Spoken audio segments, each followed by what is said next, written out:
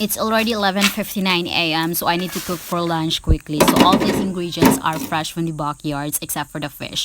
I need to cut the fish into half kay daghan kayo ming mangaon so di magdagtag sa tagsami isda. So this sinabawang isda is wala ni siya sibuyas o kamatis kay ikog na kaya mga sa silingan. So we only have the lemongrass and ginger pero kinahanglan mo siyang dukdukon para mo lami gyud siya. So ayan, oh my goodness, na manok, ireng.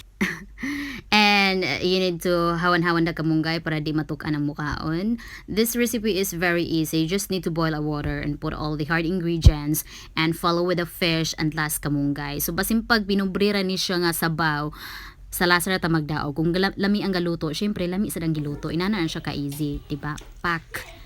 Ay. Okay, so for today's menu, I'm going to cook fried bangos and I guess mali ang ako ang pag-boneless sa bangos but whatever, walay magbuot.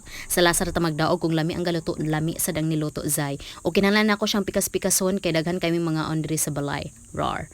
But first, let's marinate the bangos with this onion, garlic, limoncito and other spices for about couple of hours of kung wala kagadali. Diba? Para lami gid kaayo imuhang bangos ba, imuhang fried bangos para lasang-lasa. Na nasay manghinaway og tadtaranan ni ba. Dili lagi manghinaway lagi. Ako bitaw mo kaon, bitaw kamo, rar.